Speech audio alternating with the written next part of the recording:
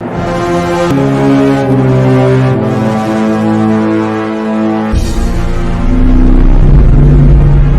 gotten so horribly wrong. General Kid's out, and all of his men are dead. As far as I can tell, I'm the last one alive. I was a mild-mannered chemist. I formulated your toothpaste. Then they came, and everything changed for all of us. First, we sent out our bravest, most competent, most handsome diplomat to meet with them. It didn't go well. They call Earth Region 72. They want to capture us, enslave us, and take our planet. But if we have anything to say about it, our region will remain free.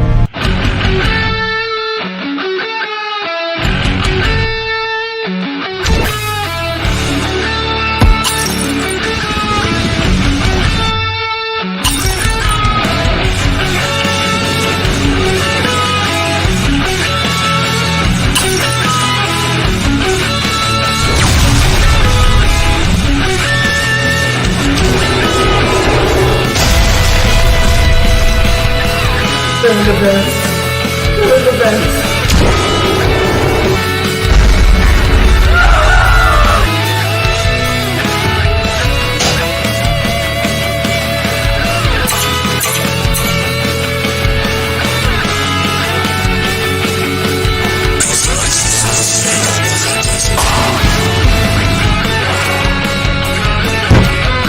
Come on, man!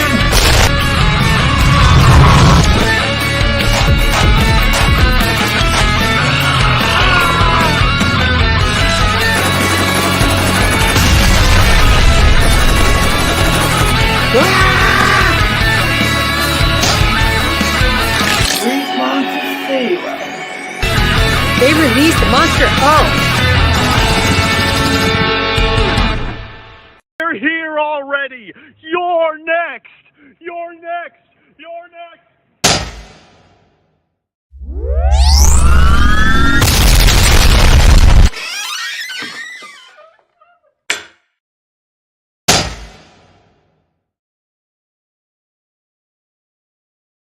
Hello, and we are live with episode number 29 of Region Free. How is everyone tonight? Hope everybody in the chat is doing well. For those of you who may not know, of course, a member of our show, Christian Hanna, did the intro music for that awesome intro. Christian is also part of a band called Cold Canyons that you guys should look up and check out. They've got some really great music. So look them up. I think a lot of their stuff's on YouTube. Cold Canyons, check them out. Before we get started tonight, I'd like to direct everyone's attention to our Patreon. We've got a lot of exclusive content over there if you want to help support the show just a little bit more. That link is in the description. Also, Region Free shirts. If you guys want to show your love of Region Free in the public, the link to our Region Free shirts. We've got 3 different designs. That link is in the description. So without further ado, let's get the ball rolling here. Joining me tonight from the Flesh Wound Features YouTube channel, a man with one hell of a beard. Dan Shine. What's up, Dan? What's up? Thank you for the compliment. You know, I've been meaning to ask you, do you use any product in your beard? Any beard oils or beard balms? Au natural. I don't use anything. Wow. Not even a beard comb, like a specifically made beard. Wow. I know that's hard to believe. It's very well kept, but no, all natural. Wow. Jeez. All natural. I like the homeless Rob Zombie look for now. Yeah. Well, you know, I'm rocking it, I think. So there you go. There you go. There you go. Good to see you, Dan. Hope you're doing well. Absolutely. Awesome. Right on, man. Also joining me tonight, Monty. What's going on, Monty? Hello, my lovely folks. Back again. I'm happy to be back in the saddle. From the RMJ Movie Reviews YouTube channel, might I add. Yes. And I kind of gave up like a coward because I cut my beard off. I was trying to do like you lovely gentlemen and let it grow out, and it got a little bit too itchy. So I had to go ahead and cut it. I went out, Dan. I'm sorry. I chunked That's out. all right. Not everybody's cut out for the beard life. I'm trying to do the Rob Zombie thing, but it just got too itchy, man. So and it happens, man. It's all good. It's all good. it'll be back in about another week. I'm not worried about it. There you go. But it's good to see you, Monty. Hope you're doing well. Oh, I'm doing wonderful. Right on, man. Also joining me tonight from the Lost River Drive-In YouTube channel, as well as the Unita Horror Podcast, Nick. What's up, Nick? Hey, what's up, man? I feel personally attacked about the homeless Rob Zombie talk. I'm being a fan myself. Even if I wanted to grow a beard, which I actually can, my wife doesn't let me. So I'll never be able to fully realize what could be here. This is about as long as I'm allowed to get it to go. So there's a point in beard dumb where it's just kind of all sticking out and it's very scratchy, and the ladies don't like that. Mm-hmm. So, but once you get a little length on it and it starts to soften and lay down a little bit, the ladies like it. I've let it get to the goatee before. I've let it get to that where there's a nice fluff down here. But that's, and even then, that's a little too much for her. Then she was like, you know what? Shave the beard, keep the mustache, which I'd never tried before. And no, wasn't my thing. Lasted about a day. So very few people can just do the mustache alone thing. Very few people. Yeah. But yeah, I'm good, guys. Hope you guys are doing well. Right on, man. Good to see you. Always a pleasure. And joining me tonight from the Visited by Voices one YouTube channel, author, critic, cynic. Let me see what else rhymes with cynic. I can't come up with anything. Lauren. So I don't need a beard because I'm completely open and comfortable with my sexuality. What does having a beard have to do with anything sexuality? If you have a beard, it is projecting a relationship that does not actually exist for status. Are you not familiar with this vocabulary? Apparently not. No. I just, beards to me are just, there's nothing more manlier than a full, thick beard. So let me ask you, that's the most raw. You have a nice amount of fringe curling hair coming off your knuckles as well. Is that part of the package? Not at all. No, not at all. No? Okay. Hey, how's everyone doing? Doing good. How are you? So you deserve that. I do have a lot of hair on the palm of my hands. I don't know what that means, but you might want to consult a doctor about that. Yes. Urban legends aside, there's probably something deeply wrong on a DNA level. That's true. Some kind of like split RNA, extra chromosome shit that's from Kentucky life when water. That might be it. A lot of well water, bathing in it, drinking it. We have well water. Sure. Jersey well water is probably scarier from the outside coming in, but how's everybody doing? Yeah, doing good, man. How are you? Wonderful, Lord. I'm okay. Hey, Monty, it's been forever, man. I know, man. Glad to see you. I got to tell a quick Monty story because people outside of our circle don't know this. I'm completely responsible for Monty's name being misspelled for years on this channel. You talking about with the E? Yeah.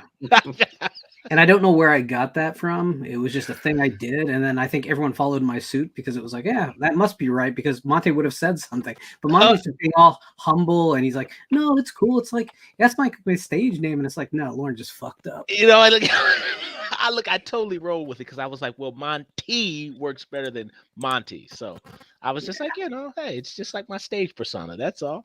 There you go.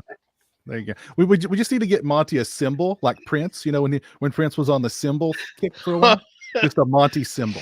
I'm on that. Maybe just a giant M. I think maybe something like that. Yeah. Yeah. Like that. I do want to give a shout out here to our buddy Nico. Thank you for the $5 super chat, sir. Hello, my teachers. I'm joining class in 30. Okay, he must be on the way home. But thank you, Nico. Always a pleasure, sir. Let's see who else is with us tonight before we dive into some topics here. We've got Joe Bob Tarhill. Joe Bob, what's up? Hope you're doing well. We've got the Daily Ghost. We've got Orc. What's up, Orc?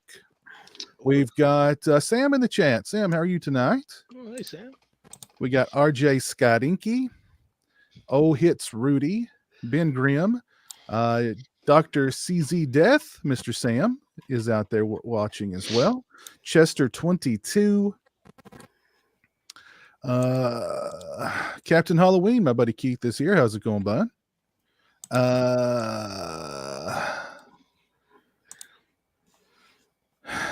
And let's see, that's it.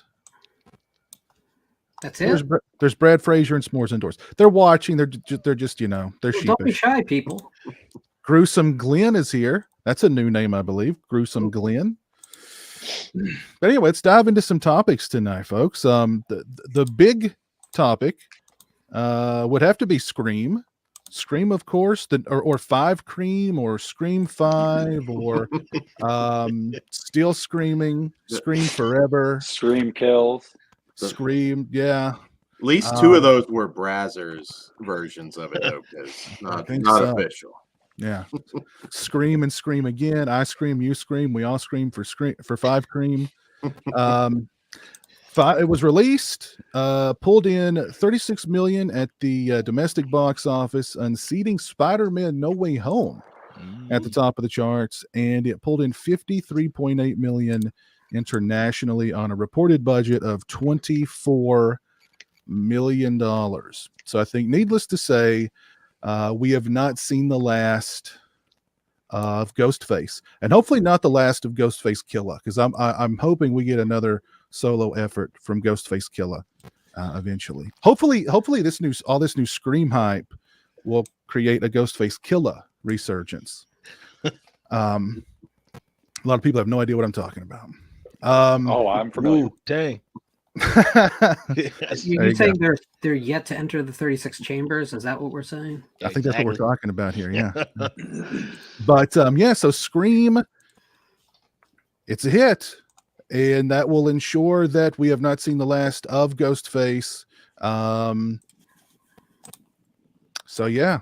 think everybody. Monty, have you seen Scream? Mm-hmm. Yeah, Okay, I just caught it this past week. Okay, sweet. All right. Well, I guess let's go ahead and let's share our thoughts on Scream. If you're watching, let us know your thoughts on Scream in the chat. Lauren is not talking Scream. He's not going to. At least he's using the correct font on his note. But Nick, what did you think of Scream? Started off on a positive note. I really enjoyed it quite a bit. I wouldn't say I was apprehensive about it at all, because, believe it or not, I think most people can agree, no matter how they felt about the final product, was the marketing and lead up to this movie was far better than, Halloween and Halloween Kills. I just thought they held a lot back, and it was handled really well. I was hopeful, stepping into Wes Craven's shoes. I liked Ready or Not, though, so I was like, all right. Overall, yeah, I mean, I think I put it right in the middle. I like Scream and Scream 2 better, but I like this better than 3 and 4. I think that the most disappointing part is the third act. And that's not to say the third act's bad. It's just I felt like the second act was really good, and then the third act was kind of like, eh. But I would say I'm pretty damn close to loving it. So, I really liked the movie, and I wish Blumhouse could learn a thing or two, but at this point that's not going to happen. So I put it above Kills in 2018 and everything like that, and everyone I talked to was so surprised, because I'm obviously the Halloween guy. They're like, really? I'm like, I'm not going to lie to you, it was way better. So those are my thoughts. Cool. I do want to mention we've got a brand new viewer watching tonight, John Seep. Hey, what's up, John? Yeah, that's my buddy John. Oh, hey, John. Hey, John. Welcome, John. man. Welcome. Stingray, if you're available, hop on, man. Okay, so Nick, you give it thumbs up. Monty, what'd you think of Scream, man? I really enjoyed the film. I'm 40 years old, so those of us who were teenage a freshman in high school when the original one came out. We remember the phenomenon that the original Scream movie was. And again, it's not even touching the original. And in my opinion, I don't even believe that's even touching the second film. But again, it is better than 3, and definitely better than 4. It was a solid slasher film and a very good compliment to the work, the portfolio that Wes Craven put together. I thought it was very well crafted. Aside from a couple little disagreements with certain things that they did with the story and characters, but it was very well done.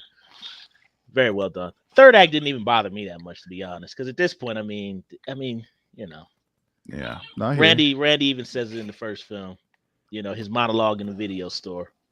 Yeah, I mean, I should just clarify. I didn't because I never wanted to seem like I was I wasn't down on the third act either. Like, it wasn't bad. I feel like for me with Scream, what's more important is the why they did it, not the who done it. I've always felt like the motive is more important to me. So yeah, I saw one. Well, are we getting into spoilers on this, Piz, or no? Let's not do spoilers. Okay, then I'll just be vague. Let's be vague. But I saw some part of it coming. I didn't see other parts of it coming, but I thought it was good. I just thought that second act was damn, way to reintroduce the OG characters and all that. I thought that was really well handled. So didn't mean to interrupt you. I'm sorry. Oh, no. It's cool, bro. No. There was no, I remember, I know beforehand I tried to stay away from many reviews, and I did see a lot of people kind of a theme with people talking about the third act, but the only movie that has a solid third act to me is the original. Yeah. I think all the sequels have blundered their third acts. Yeah. In particular, 2. Yeah.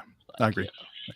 But you touched on the first movie. I mean, so much has been said about it, but if you're not I don't know how old you are, Dan, but if you're not in our age range, I don't even know how old you are, Nick.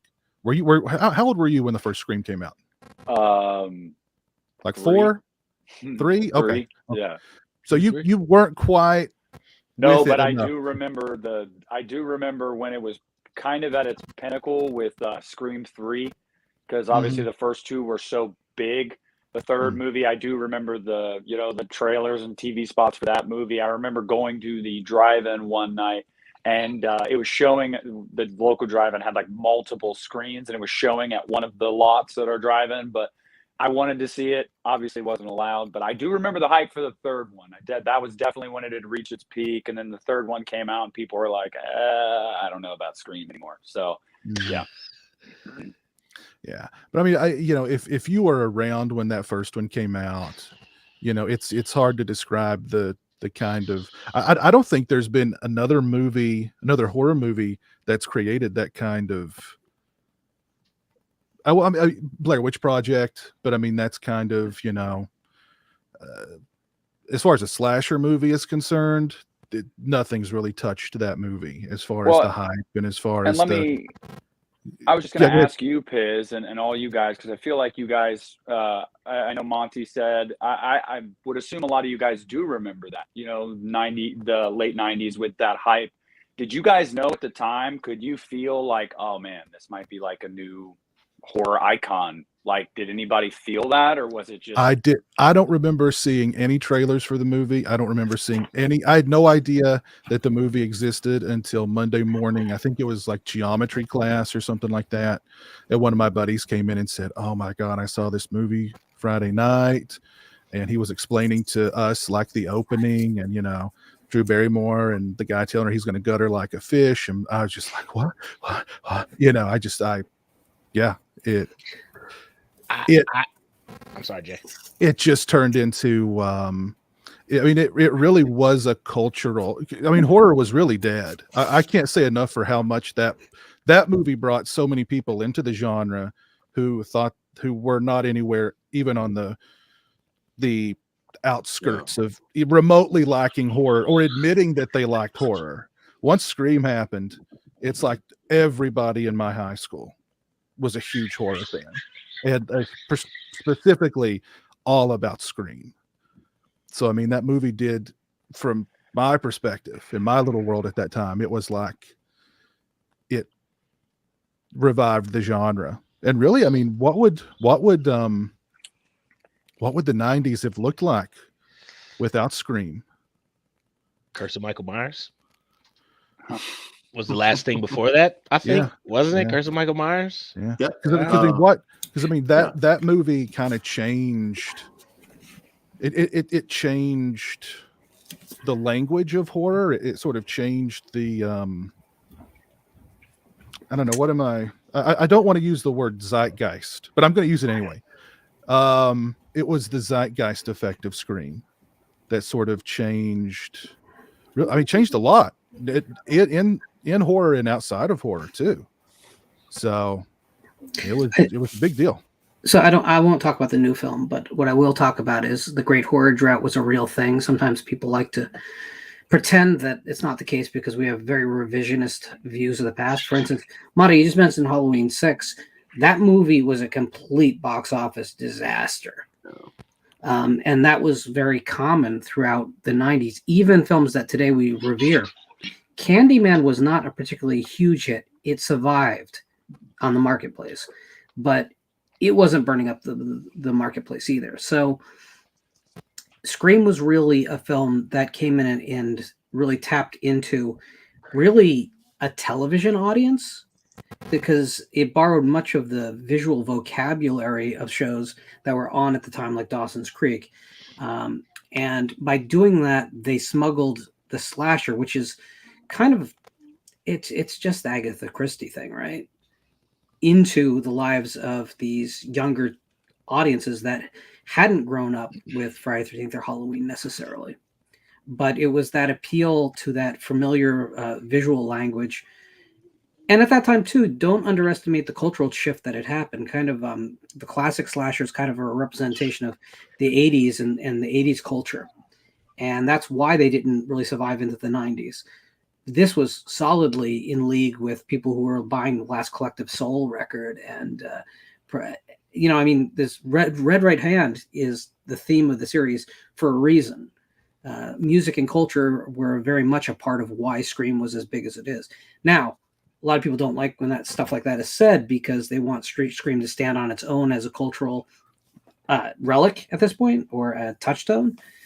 But I think if you would have released the same film in 1980 or 10 years after, you would not have had the same effect. No. I do think it was a perfect time and place for that kind of a vehicle. And there were other horror movies before Scream with characters who were hip to horror movies. I mean, there were self-aware horror prior to Scream. It just didn't hit. It just didn't hit the same way. Maybe it wasn't quite as well written as Scream was, but Scream didn't invent self-aware characters and meta horror. No, I mean, I would argue that you could go back to Targets for that, right? Mm-hmm. Mm-hmm. Mm-hmm. So, I mean, yeah, I mean, and how when did Wes Craven's New Nightmare come out? That was 91. 91.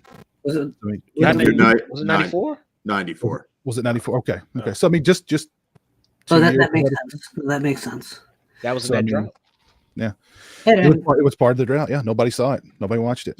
No. Well, and Scream did something that you just don't see anymore, in the sense of, like, I'm sure after that first weekend, studio execs were like, like, we might be caught in this same old, no, slashers are dead, stop putting this stuff out. But that word of mouth, the cultural, the relevance of the time, I guess you should say, and tapping into pop culture in the time, I think that it's one of the leggiest slasher movies that I can think of. Like, when it came to box office legs, it just kept pulling in money to a point where it was like, if you open at 6.3 million your opening weekend and finish with over 100 million domestically, like, that's some crazy legs. That. The only thing to remember about that is that the film actually opened 8 weeks earlier than was pulled from theaters when it underperformed, and then it had a relaunch, and that does not happen. When films fail, they're on their way to the home video world. But to Dimension's credit, they understood that there was something more here, and they doubled down on television advertisement during those shows that it would appeal to. They understood that if they could make this work, they had something. But that's why that initial weekend number is so low, because it was a failure initially. And then a very unusual corporate move didn't just save it, but probably gave it the legacy. Because I don't think if that kind of investment hadn't been made, it probably would have been at best a mild hit. It certainly wouldn't have created a long-running franchise. But again, something in the air for that film. The timing was right. The hunger was built up, and appealing to an audience that's frankly was probably thought of as too young for the slasher thing. You know, the slasher audience of people Piz and I's age, really, and Monty, right? Mm-hmm. It wasn't thought of as, 15-year-olds. And yet the 15-year-olds were the ticket buyers for Scream. Mm-hmm. Yep.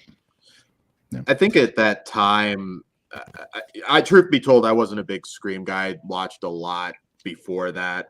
So as irrational as it was at the time, it's just, I didn't like what I was getting with Scream and that post-Scream wave. But when I go back and look at it, and I've appreciated it in recent years, I mean, Scream, along with probably R.L. Stine, which I also wasn't into, are responsible for many horror fans sitting here in this chat tonight. I'm sure there's a ton. I can see some of the comments. So I think it was important. Was it exactly what I wanted? No, but there's all kinds of horror, and it took about 4 years, I think, to break away from the Scream trend. But as I revisited these films right before I tried to get them all in. I only got the first two in before the new movie. I still appreciate the original. I don't think it's a great movie for me, but there's a lot to like there. And oddly enough, for not being a diehard fan, I thought the new movie was the most entertaining of the sequels by far for me. Didn't rewatch 3. I always hated 3, so I kind of sense. I don't know if I would have seen that in a new light or not, but based on my memory, I was pretty impressed. There's little things to pick at, including a fight scene without giving too much away that didn't make a whole lot of sense. A lot of little things like that. But I actually had fun, and I was surprised because I had very little interest going in. Maybe it was a case of expectations, but certainly I think the goriest Scream. And maybe you guys who are more up to date on the previous 2 could say that, but there were a few kills in there that I don't ever remember them going that hard before. I don't remember anything about 4. I think I've blocked out 4. 3, they intentionally dried it up, so it's very dry. And I don't remember. Let's see what I don't remember 2 being all that gory either. I would say the first one. I'm sorry. No, I was just going to say the first one actually was probably more gory than 2 and 3. Honestly, I mean, even just from that opening sequence, I felt like the other ones played it safe. Obviously, 3 because of Columbine and everything like that. They were like, "Oh God, we really gotta," So, yeah, 4 it's weird because 4 has moments that are really gory. Like there's a girl that gets just gutted in her bedroom. And there's blood everywhere, and it's a gnarly kill. But then you get a sprinkling of stab your dead, death, stab your dead. It's not like nothing over the top. So it's like they tried at some points. Yeah, I would agree that this movie was pretty gory for a Scream movie. Yeah. I did my review. I posted it, and I really liked the movie too. There's nitpicky things. Particularly in the third act, and I'm kind of like you, Monty. Like I'm always kind of let down with the reveals in these movies, honestly. Yeah. Except for the first one, because I really wasn't expecting there to be 2 killers in the first. Oh, one. that was. So the fact that there were 2 in the first one was kind of surprising. The first movie ruined so much because, if there's an opening scene with an actor in it who's got any credibility, they're gonna die. You know what I mean? Yeah.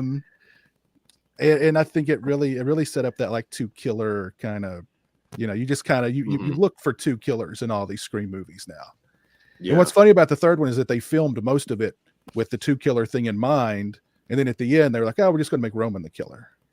So if you watch that movie, Ghostface is everywhere, he can teleport. That's because they had set it up for there to be 2 killers, and at the end they were just like, it's just gonna be Roman.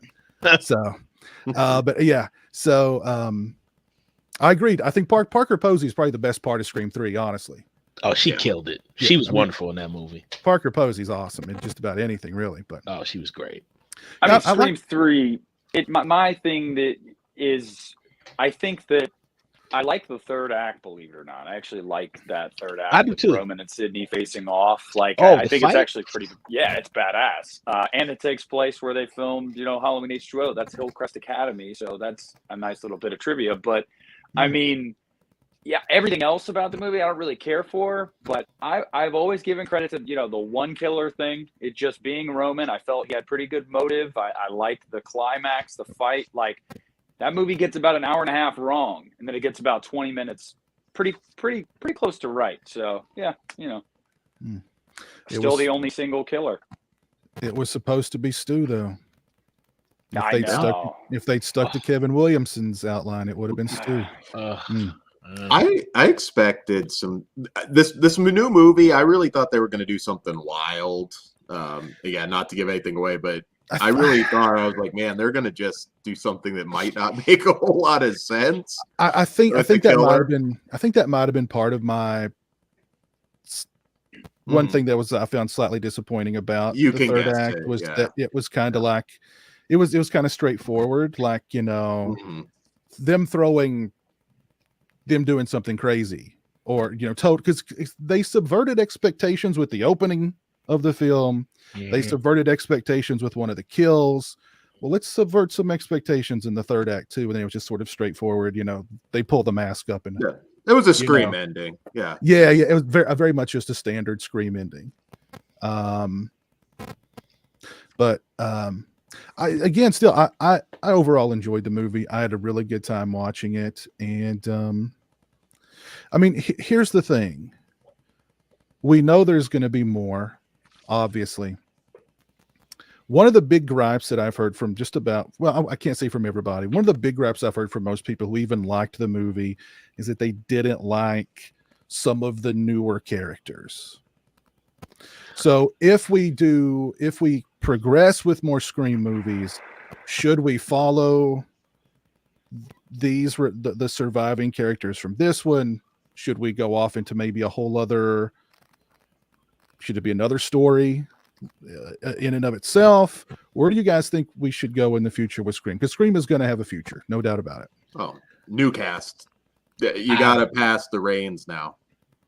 Should the radio silence folks do this next one too? Okay. Yes, sure. Okay. Yeah. And also, I feel that this movie was a perfect I thought blend of giving it to us, the ones who grew up with the original when we were teenagers, and then bringing in this new group of kids. Well, that's what it was like in the theater when I saw it. It was a lot of folks 40s, and then there was like young teenagers, early 20s that were in there. So I think it's just time to move on. I mean, they gave us our kick. We got 5 movies. This is one for them. Mm-hmm. So yeah. I think this could be a great passing of the torch from the old to the new. I don't think we need any more legacy characters back unless it's a legacy character that turns out to be a killer. I could go for that, but let's let the surviving legacy characters go on with their lives. Right. I think that I think the directors, they said something, and they've done obviously a lot of press junkets over the past few weeks, and both of them have said multiple times it's not Scream without Sidney Prescott. And then Nev also said that she is interested in coming back because she felt that her only apprehension wasn't, oh my God, I'm doing a 5th movie in a slasher franchise. No, it was Wes Craven's not a part of it. I don't know if I'll ever do it. She did it. She loved it. So I feel that they're going to be back in some capacity in the next movie, which I'm okay with because, like Monty said, I think it was a perfect blend in this movie. I don't feel like any one outshadowed the other. I thought David Arquette was the best of the 3, but he was given the most to do. He was phenomenal. Yeah. And, but, I think that there is still relevance there with Sydney, but you would have to do it in the way you did it in this movie. You can't. She can't be the focus. She can't be the what's driving the story. If she's collateral damage, that makes sense because this all comes back to her at the end of the day. But she can't be the driving force. Or let her be the Hannibal Lecter, where like, you know, the survivor, the key girl goes to her. Oh, she's in Sydney's in a cell, of course, with like a mask on, and she's like, you know, come closer. I want to smell you. So, I mean, do you guys all agree David Arquette was the standout performance? He was definitely a high point in this movie, I thought. Yeah. I thought he really and I left that out in my review of the movie because I was the camera was about to cut off. But I mean, Arquette to really see all these, and I thought Courtney Cox was the one who kind of got out the legacy characters that kind of got the short end of the stick in terms of seeing how far the character has progressed. Nev has killed it from the very first movie. David Arquette to come from this doofus and then kind of progress in the second film to kind of sort of action hero. Third one, he's full on action hero. I don't remember what he was in 4, but to be this kind of Mel Gibson, Lethal Weapon, burned out, traumatized man who lost his love, and he's going to help these kids to kind of redeem whatever he's got left. He really killed it. I thought it was an excellent performance. And I think David Arquette has even matured, even just as a human being outside of just his role. Mm-hmm. I was very impressed by his performance. I loved it. Yeah. It's his best work since Ready to Rumble. Oh, man. If I think somebody mentioned this in the chat, if only Ghostface had come after him with a light tube. Oh. Yes. Man. Wow. Watch his documentary. Even if you're not a wrestling fan, it's really, really good. Really good. I know some people that have behind the scenes stories about the whole light tube thing. But I mean, why was he wrestling that guy? Did he think he was not going to get, you know, I mean, did he not think that his life was in the balance wrestling that dude? It was kind of his fault. Actually, it wasn't as bad as they made it out to be, though. That was a little bit.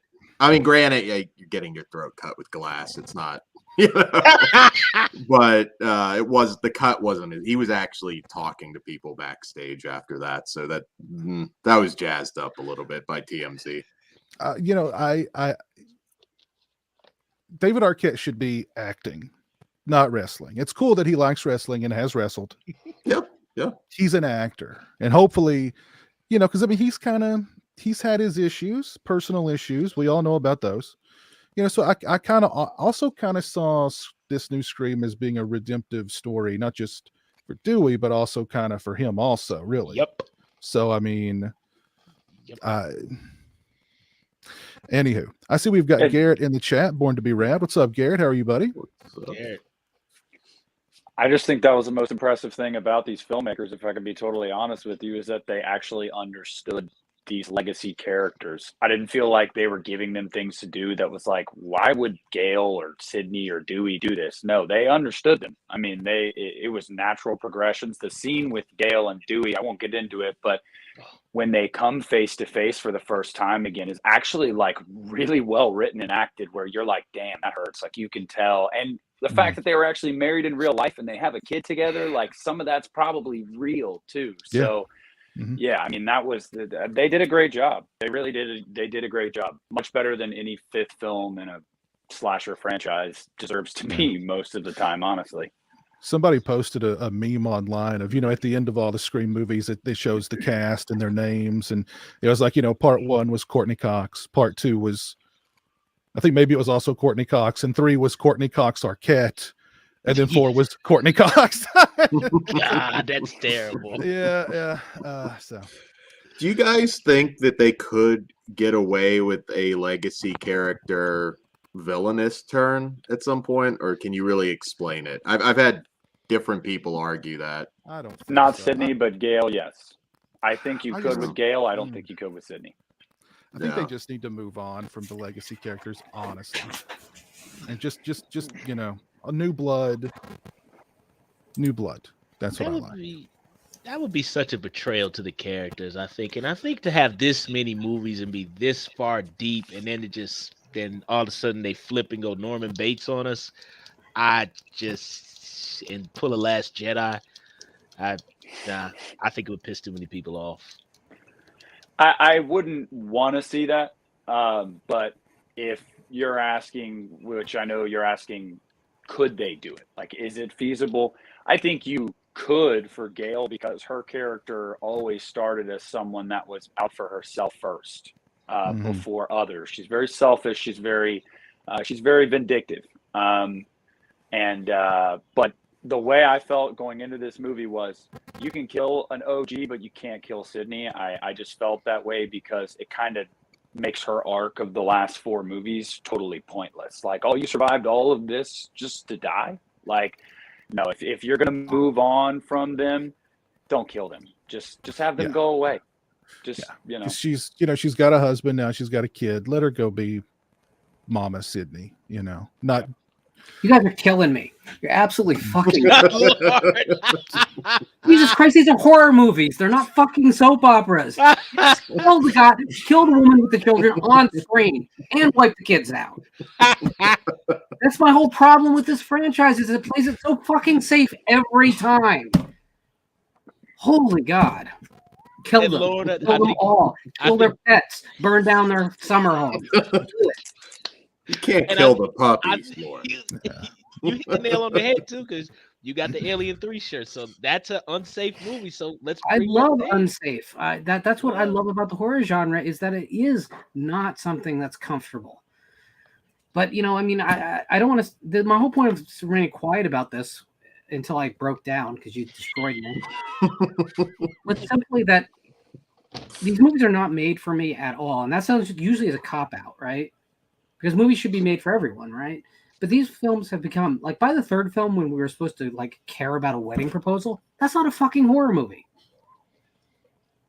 That is Dawson's Creek. You don't need the slasher for that.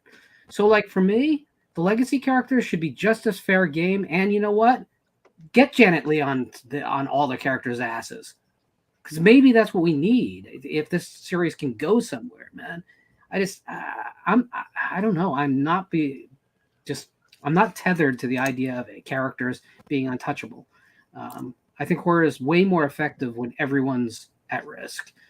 And yes, Jay, I have no heart. That's cool. I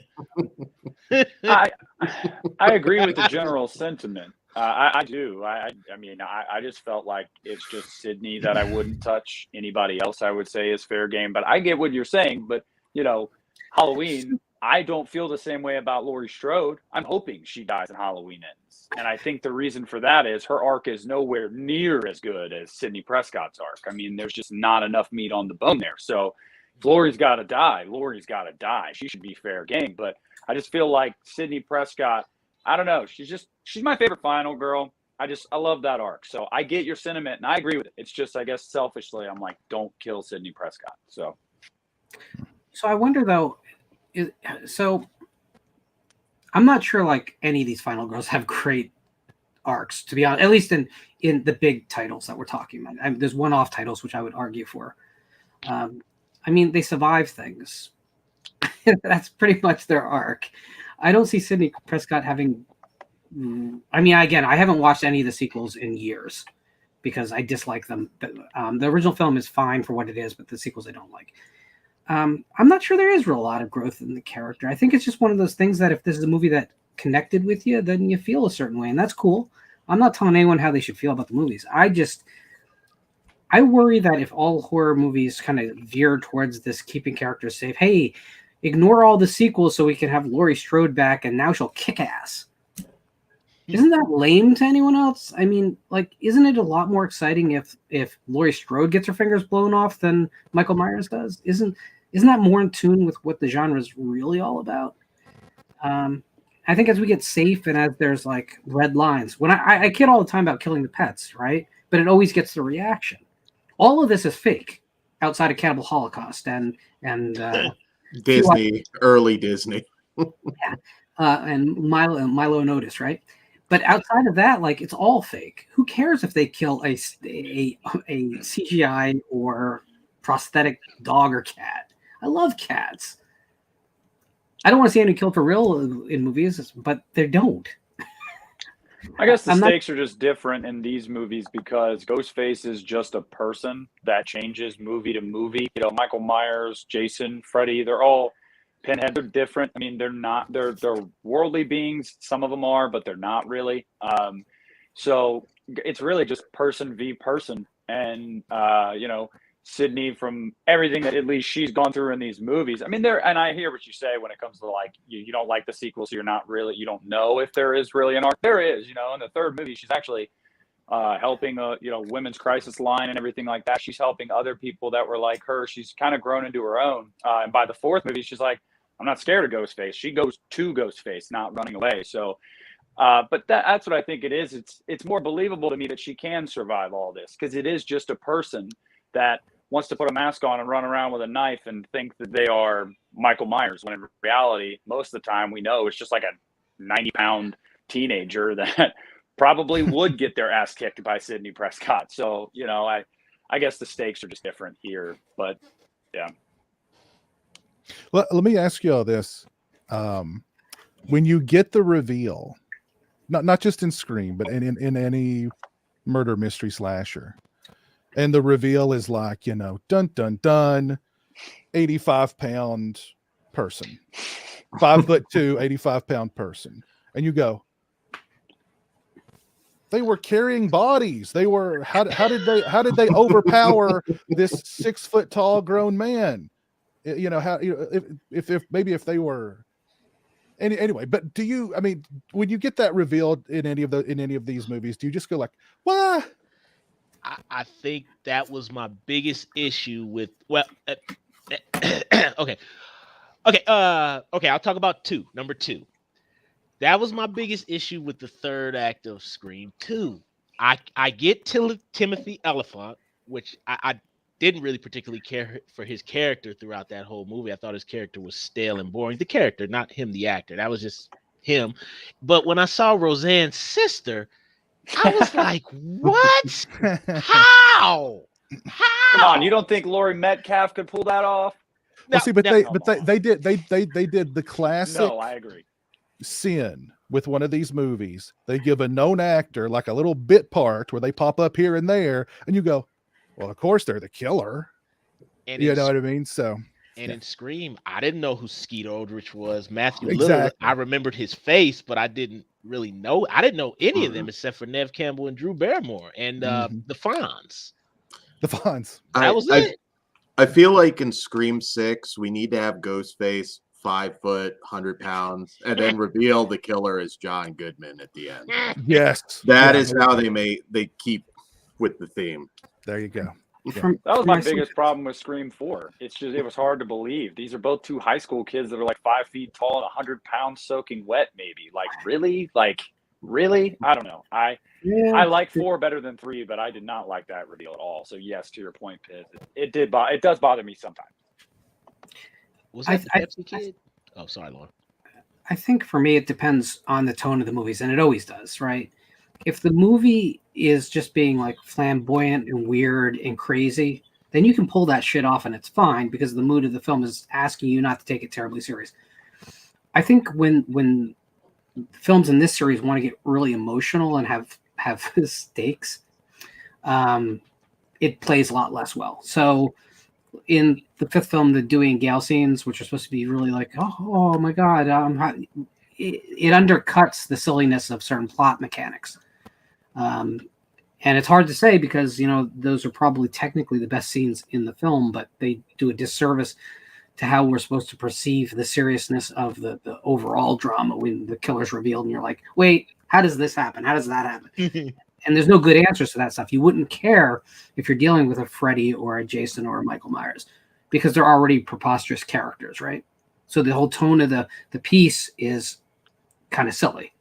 Doesn't mean it's not scary. They can still be very effective because there's dream logic in a lot of these, filmed nightmares. But I just think that tonal consistency matters, especially if you're going to pull like kind of stupid shit in your final act, which I have to say the Scream series is kind of infamous for, as far as I'm concerned. I don't think outside the first film, any of the killer revelations make really a bit of sense. Honestly, it's always a weird fucking Scooby-Doo ending where it's like you halfway expect Ghostface to be like, yeah, but I would have gotten away with it too if it wasn't for you kids and that dog. My favorite one is Mickey's at the end of 2. Like, how did she get in touch with you, Mickey? Psycho website, classifieds. Really? Okay. You couldn't have been the deep web.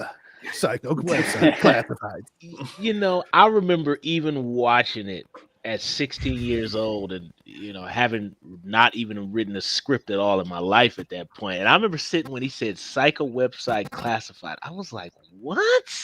And it just the whole thing with, again, Roseanne's sister walking out with the white suit and she comes out and she goes, I'm like, what? It still makes me angry. I'm sorry, guys. Well, let's move on from Scream. Nick, do you want to wrap us up on the Scream talk? I just wanted to ask you guys a quick question. I've seen a lot of things a popular thing going around that people want to see in the next movie. I just want to see how you guys feel about it. Ghostface isn't revealed. The next Ghostface isn't revealed in the next film. They survive and escape. How would you guys feel about that if we didn't get a reveal in the next movie? If Ghostface almost kind of won and was, you know, still out there. That would be difficult to pull off because they'd have to either have like a really big cast or Ghostface only kills few suspects. Your expectations. Maybe Ghostface isn't a part of the friend group at all. Maybe it's the first that's movie a possibility too. You know. But then they're rewriting the rules. Yes, but as we've seen with 4 and with 5, they add new rules or tweak the rules all the time. 4's motto was new decade, new rules. So it's like, well, then you're just saying, screw the first 3. But I don't know. We're talking about requels now. Requels are going to have their own rules, right? And it's going to be difficult. I think the time in between the Scream movies for, pop culture to change a little bit is also important. If they try and hammer one out in the next year or two, I don't know. It'll be interesting. Yeah. Alternatively, the really cool thing would be if the theme of the movie was that the rules are bullshit. Just everything. Again, all the safety nets are gone because just completely turn it into like these characters kind of trying to figure out how to survive in a world where the rules that are supposedly protecting them just don't apply. Mm-hmm. Mm-hmm. And by the way, good writing can do anything. That's the truth. You can sell anything with good enough writing. So they could do anything with any franchise, any established series, and have it work. All too often when they don't, it's just they didn't look at the writing and make sure it was where it needed to be before they started the production. Or they're too far. They're too frightened to veer too far off from the formula. Yeah, but that's its own trap, right? Yeah, but that's the trap that all of these. Yeah. You got to do something different. Well, let's check in with our buddy Garrett, Born to be Rad. He's got a new Rad report for us this week, and then I want to talk about some upcoming horror movies that we're all looking forward to. Let's look to the future now. We've got Scream behind us now, and let's take a look to the future. See what we got coming up. But first, let's see what Garrett's got for us in this episode's Rad Report. Rad Report. Rad Report. What's up, everybody? Garrett back here, and I'm interrupting your regularly scheduled program to bring you the newest edition of the Rad Report, where I go through all the physical media news and releases of the next coming weeks. All right, so it's actually a really slow next couple weeks when it comes to physical media releases. This week we got Last Night in Soho, came out on 4K and Blu-ray, and we also got Candyman 3 making its way to Blu-ray for the first time from Vestron Video. Another one that was released today was Titane. I believe that's how you say it, Titane. I'm not sure, but it's been recommended to me by a lot of people, so I just got this thing in, and I'm looking forward to checking it out.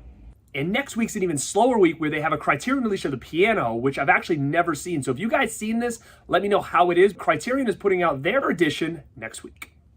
All right, so on to all the physical media news we've heard recently. One of them that's really got me excited is actually the RoboCop series is making its way to Blu-ray. I have not seen this thing since it debuted on TV. I do not own it. I remember it kind of being pretty cheesy, but this is definitely something I'm interested in checking out. So a couple mainstream titles making their way to 4K. We have the Godfather box set and Tombstone.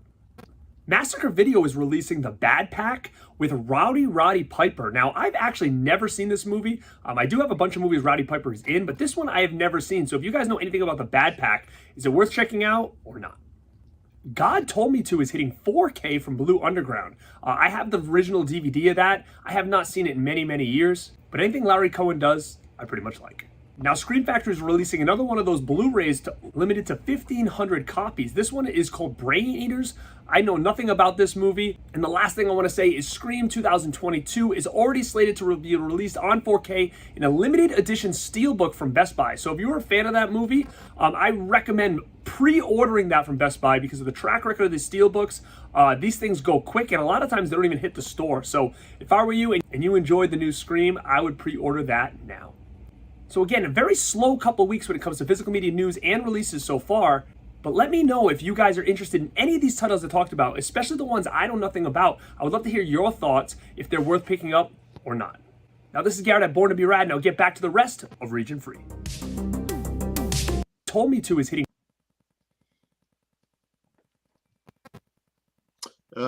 Before we close out, I want y'all to peep that badass Mac and Me poster back there. It's phenomenal. Yes, Mac and Me. Right on. All right, thank you, Garrett, for another episode of the Rad Report. Always a pleasure, my friend. Thank you very much. And extra kudos for that Mac and Me poster. Very nicely done. So yeah, Titane. We've talked about Titane several times on the show. Great freaking movie. It is definitely right up there in my top 10 from last year. Not going to be for everybody, but if you're tired of the same old, Titane. Highly recommend Titane. Let's see what else was you talking about. Candyman 3, the best of the Candyman series. Finally, it's not the worst anymore. I will strongly disagree with that. Coming to Blu-ray. I don't know if I'm going to get that one or not. If it's Christian it's told probably, me to get, and I'm not. It's no, probably I only like $12. It's probably only like $12. I don't know, maybe $12.99. Yeah, something. I can't believe it's 12. That's $12.99 that could feed a family of 4. Are you really going to live with that guilt? And I love Tombstone, so I mean, great to see Tombstone in 4K. I love that film. And I recently, actually just today, I finally got the Toolbox Murders 4K. Oh, I got that too. Yeah. So looking forward to checking that out in 4K. That film has the most underrated soundtrack. The score to the original Toolbox Murders is one of my favorite scores in a horror film. I don't really remember this. It's been a few years since I last saw it, but I don't really remember the score. When you watch it next time, you'll pay more attention to it, and you'll be blown away. It is the moodiest, most. It's wonderfully dark. I do remember the song that's playing when the woman's taking her bath. Pretty lady. So what's happening with your palm of your hand again? It's all because of Toolbox Murders. But yeah, he mentioned the 4K of Scream from Best Buy. I just wanted to let anybody know that's watching or that's here right now on the panel.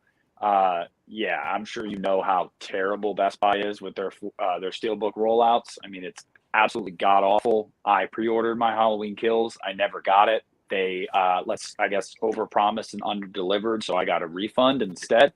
That's sick. So I went ahead and ordered the Scream one the day that it was announced because I don't want to run into that again. So if any of you guys want that, yeah, definitely hop on that because it's not going to be there for long. And Lord knows, even if it is still there after a month, they might just be telling you can pre-order it and you'll never get it. So. Have they said anything about extras for that one? I mean, I'm guessing probably like, making of clips and stuff, but not that I know of. Okay. You did hear about the Steelbook exclusive of Dune from Best Buy, right? No. Yeah. Oh, it's there's issues. There's issues, right? Yeah, about a third of the releases don't have the disc in it. That's an issue. Crazy. Wow. That's a rarity. That I own many thousands of films, and that's not. I can't think of another time that's happened. No discs and no digital code, so you're just buying a box. Oh wow! Yeah, check out this. If you do a YouTube search, you'll find lots of unboxings where people very excitedly are opening boxes to discover they're missing a key component of the purchase. But were they at least like? But the steelbook looks nice. Yeah. Yeah, that would be. That's never happened to me. But yeah, that's wow. Yeah, that's poor quality control. Didn't that happen with the Fridays? All the discs were at least in the cases. You just may have gotten three sixes. Yeah, 2 6s in the same, and no 4 or something like that. Yeah. At least all the discs were technically they were there. But yeah, let's with the successes of Halloween Kills and now Scream, I mean, horror is a big deal now, or well, a big deal again, top in the box office. What horror movies are you guys looking forward to? Actually, this was going to be your topic, wasn't it, Dan? I'm sorry, I'm stealing your thunder, man. Go for it. Oh, no, that's cool. I'd like to hear from everybody, but the first one I will say that is actually out now that you can watch, and actually Lauren told me about this one, is The Wasteland, or El Páramo, I believe was the foreign title. This is a Spanish horror film that is on Netflix right now, and it's the first great new horror film I've seen of 2021. Very slow building dread about the effects of fear on people. I loved it. Very similar to a movie I saw maybe 2 years ago now called The Wind. And this one's really special. If you're in the kind of A24 horror fandom, I think you will really, really genuinely love this. And maybe even if you're not, truthfully, I don't want to just limit it to fans of, A24, Neon, and a lot of the great films they've done recently. I was really impressed, and what a hell of an ending too. Dan, I so want to talk to you offline about this. I guess it'll still be online, but it just won't be available to anyone else because there's so much in that movie to discuss. But yet it seems like a movie that's slow and nothing happens for a large section of it, but things are always happening in that movie. It's amazing. Yeah, I want to watch it again, and that's always the mark of a great film for me because I review a lot of movies, so I don't really get to go back and watch something a second time, and I actually might because I feel like even I probably missed some things in this one. But yeah, The Wasteland is what I think it should come up with on a Netflix search. There are some really good things on Netflix that just it's like it doesn't trend, so you almost have to know about it to find it.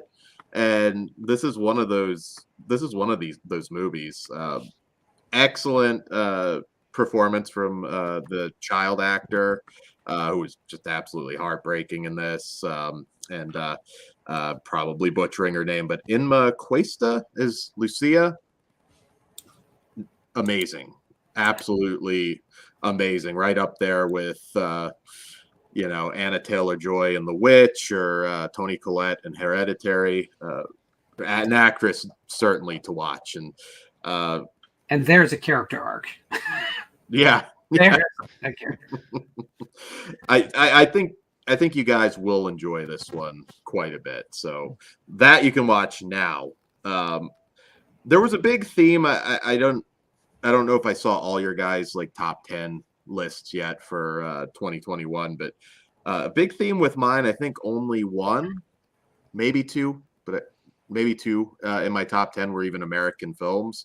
And it seems like a big theme so far. I mean, the year is young going into 2022 because at least as far as trailers go, you might have to scroll back a ways now, but there's one coming from IFC Midnight called The Hatching, or just Hatching, pardon me, that is what a trailer.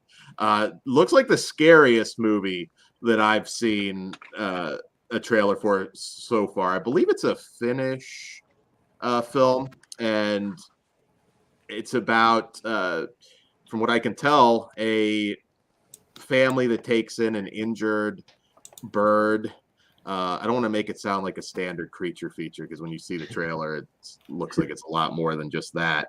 And the daughter forms an attachment to it, and it just looks like pure nightmare fuel. It's IFC Midnight, so I assume it'll come out on Blu-ray. It's called Hatching? Just Hatching, yes. Okay. In fact, I will put the IMDb link in the chat for you guys. Okay.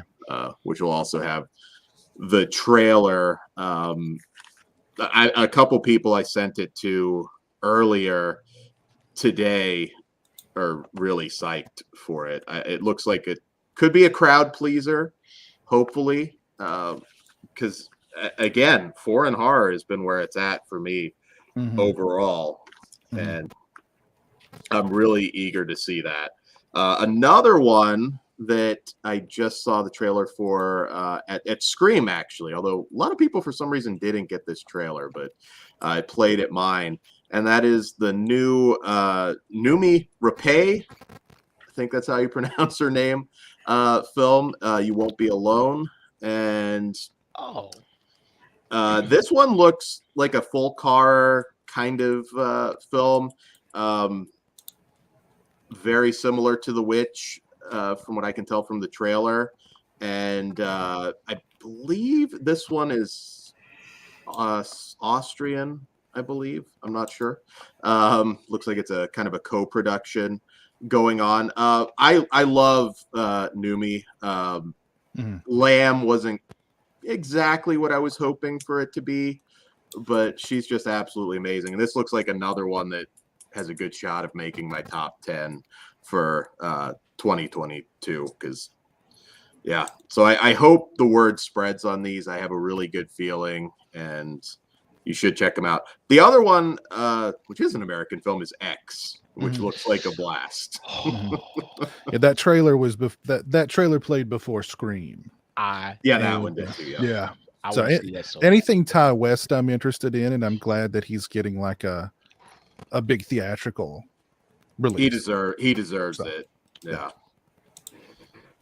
Those are a few, but The Wasteland right now, you can check it out on Netflix. Please do, and if anybody sees it, I'd love to talk to you about it.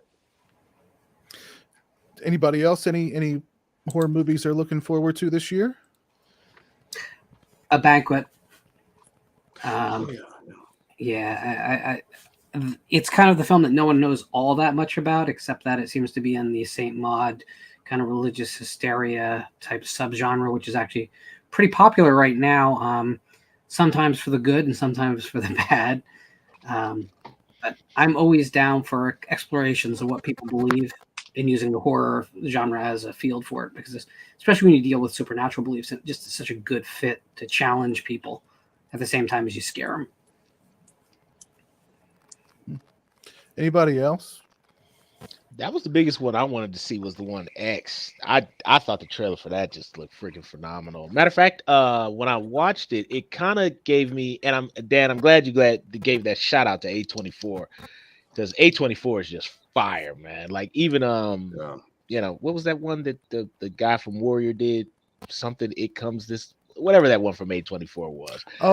It Comes at Night. It Comes at Night, and even though that wasn't what it was advertised as, it still was different. But that film X, I mean, it looks similar to that 1986 Will Wheaton movie, The Curse. Hey. It kind of reminded me of that, but it looks like it might be pretty freaky. The Curse with more skin. I say a lot more skin. Oh, there was stuff. The character almost looked the same, but I really want to see that film. I'm excited for that. The Curse is one of those low-key Lovecraft adaptations. Yeah. And it also has special effects sequences directed by Lucio Fulci. Oh, really? The Curse is one of those movies that people don't realize is like royalty all around.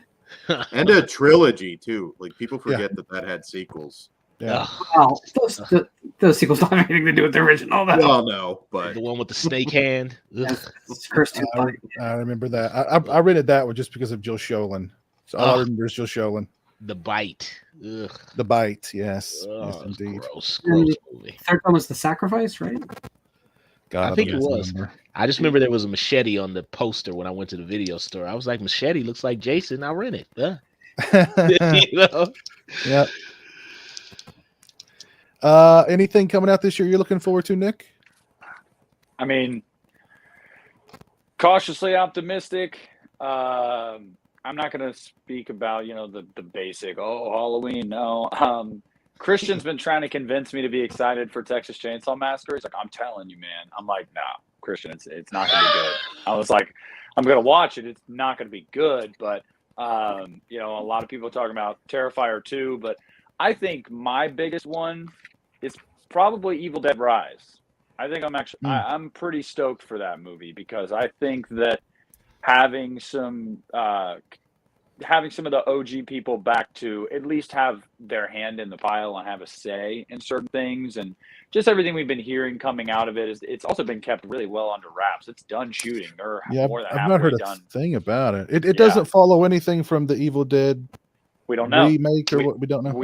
We have no idea. I mean, your basic plot doesn't sound like it at all. It takes place in like a high rise. And the only thing I've heard or seen from it, Lee Cronin, the director, posted last week on Instagram. It was like him recording a video. The camera was just pointed up at his ceiling, and he was like sounds coming from the editing room or whatever. And it's just like you just hear like these weird, like the Evil Dead kind of like ambient like noises, like almost like the kind of like ghostly apparition noises you hear in those movies when the demons are flying through the woods and whatnot. You kind of heard that, which I thought was cool, but everything's been kept under wraps. But I'm very excited for that. I'm bummed that it's HBO Max exclusive. I would have loved to see that in theaters. I'll hold out hope for Texas Chainsaw Massacre. I don't know why, because I know it's not going to be good. But Christian put it best. He said, hey, you go to one of those movies wanting to see Leatherface cut up a bunch of dumbass teenagers, right? And I was like, well, sure. He's like, so the plot might suck, but if Leatherface is a badass and the kills are cool, was it worth it? And I'm like, I guess, So, well, yeah. I mean, I'll watch it. I'm kind of looking forward to it, I guess. I hope it's okay. Garbage. I can't wait to hear your review if it's garbage. I can't wait. I hope it's okay. I hope it's okay. And actually, Netflix has got a new Asian zombie flick coming out in next month also. I forget what it's called. It looks to be more of a comedic looking zombie flick, but they do reference in it like Train to Busan, so it's kind of meta. I forget what it's called.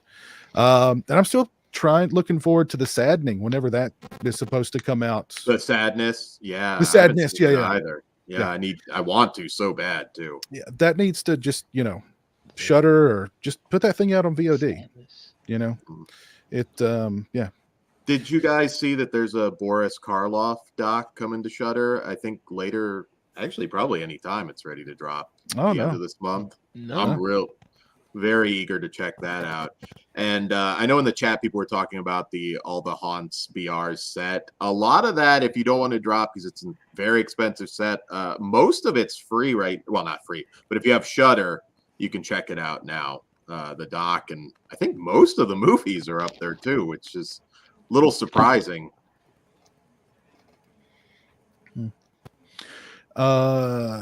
Is there anything? I know there's, let's see. I just Googled horror movies 2022, and the very first one that it gave me as an example is the Texas Chainsaw Massacre. We're getting a new Jeepers Creepers. Of course, it has no Salva is not associated with it in any way. We're getting a new Orphan movie, which is actually a prequel, which I don't know how that's going to work out. We got a new long time. I know. Yeah. Just a second with the Jeepers Creepers thing for just a second, because sure, I'm hearing that a lot from people that like Silva has nothing to do with it. Creatively, that's true, but as the original writer, he's still going to make money on it. So when you buy your ticket, you still have the same ethical problem if you view that as an ethical problem. That has not changed. Well, but wouldn't it have been? Go ahead, Piz. Well, I was going to say, is this even going to be like a movie that's going to be in theaters? Because I mean, I understand what you're talking about, Lauren, but I mean, is this even going to be like that big of a release? Really? It's going to be the Fathom event.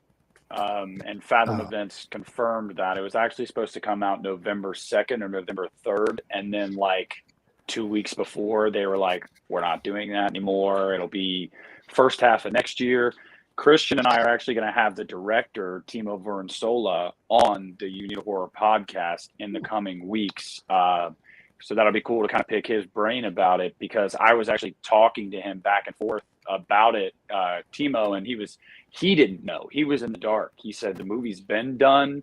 You know, when they decide, here's a release date, we're going to start the marketing, then they'll decide that. But he's like, it's been done. I've been done with it for months, so I don't really know what's happening. But the way I understood it, to your point, Lauren, was I was told, and in a roundabout way, he still did get money, but I was told that he sold it off completely. So any future like movies that come out, he's not going to profit from that. There was X amount to use this for good, right? We'll take you off of the character of the Creeper. We're not going to credit you with the character in the film. Here's, this sum of money to get you to, relinquish that entirely, because he knew he was never going to be able to make one with a major studio anyway. And as we know, Jeepers Creepers 3 was partially crowdfunded, and it looked like dog shit. So I'm shocked they'd sign a contract like that with where current copyright law. I don't know if that would, but that's what I was under the impression of. How old is the original Jeepers Creepers at this point? 2001. 20 years old, isn't it? 21, yeah. So you'd have 15 years to still do something with it before you can just take it back anyway, and you have to play them again. But I mean, here's the thing: like, why another Jeepers Creepers movie, whether it's going to be written and directed by anybody? I mean, that name Jeepers Creepers, to me, just makes me the only. I mean, why aren't we making Clown House 2? Oh anyway, God, that's in poor taste. Ooh. That's in poor taste. But I mean, even like just saying Jeepers Creepers, just kind of like it makes me uncomfortable. So I mean, why continue on with this Jeepers Creepers legacy when you know the legacy behind it is created by a piece of shit? And the thing that really is frustrating about the Jeepers Creepers movies in particular is I'm saying creatively, because I work in the whole. Yeah. Anyway, I don't agree with that at all. It's disgusting. But I'm saying when you're just watching it as a horror film, there's some brilliant stuff in that first film. Do you know what I mean? With the suspense and what is this character and where does he come from and how it slowly was revealed. And then when we get to number 2, the suntan and bathing, taking a leak stuff, that was just like, I don't know what's going on here. Yeah. But it's just frustrating because that first film. And Monty, you're totally right. I saw the first film in the theater before I knew about Salva's past, and I thought it was a great freaking movie. Yeah. I think that's even more disheartening, is that even before 2 came out, everybody knew, and yet they were still letting the guy make movies. Yeah. That's the thing, is that the reason why people don't want to let it go is because some director or some screenwriter wants to be the one to really catch that lightning in a bottle again and be able to, see the Creeper, turn into that icon that he could have been, a modern horror icon. I mean, that's a fantastic character with like limitless places to go. I mean, you didn't know anything about that character, and the capabilities of that character were great. If anyone but Salva created that, we're probably looking at 6-7 movies by now. I mean, it was just that they were. Is this a popular. complete reboot? I haven't followed it closely. Is it a reboot, or are they still considering the other movies canon? I've heard rumor that the Gina Phillips, it might play a role, even if it's just over the phone as Trish. So like the events of the previous films are canon. This is after that, but I've seen the new look of the Creeper from behind the scenes, and it's definitely a different look. And I wonder if part of that is for legal purposes too, maybe, because Salva created the character of the Creeper. So I have no idea, but from what I understand, they are canon, but it's not going to follow really any of those story threads. Okay. Thank goodness. I just get to the point, and I've said this before. The argument of separating an artist from the art is problematic in film because it is a collaborative art form. So are you really going to blame the cinematographer or the color correctionist for the hard work they put on? They're going to be tarred by this guy that was their boss, or one of their bosses, more appropriately. That's really conflicting, and it's tough stuff. But what I always come back to is I always want to give my money to people who don't have that stain on them first. I think that would be the best move, is to support those artists out there that are creating new, exciting works that don't have that kind of a stain on them. And then I can have the great stuff and not feel like I'm contributing to someone whose behavior I don't appreciate, right? But the other thing I'd have to say is I think that the character of the Creeper could have been really a long-running character. You're right. I also think that it's not that hard to create that type of character. I mean, if we're being really honest, you create some artificial rules, you come up with a cool design, and suddenly you have a classic monster if you put them in a good dramatic horror film. I just think it's the kind of thing we need to move on from. There's not enough value there to justify the ickiness. Yeah, that was kind of my point. Is there enough value there to even do another one, knowing what we know about the guy who created? You know what I mean? I don't know. Anyway, let's go ahead, Dick. I'm sorry. I was just going to say, to your point, Lauren, it isn't that hard to create a character like that, but nobody does it anymore. I mean, they'd rather make reboots and sequels and remakes than anything original. No one wants to take the time to go, wow, I really am playing in a limitless sandbox where I can create whatever character I want. I can make the rules for that character, and no one can tell me I'm wrong because I made it. But no one wants to take the time to do that anymore, unfortunately. But yeah, I mean, you're right. There's not enough meat on the bone there for me to give a shit enough to be like, oh my God, like Jeepers Creepers 4, like, let's go. Like, no, I mean, Well, we are getting a new Jordan Peele film called Nope. That's not a remake or a reboot. And like that one, the plot of that one's being held very close to the vest also. Yeah. Robert Hall, we've got a new one from him coming out this year, The Northman, that looks really good.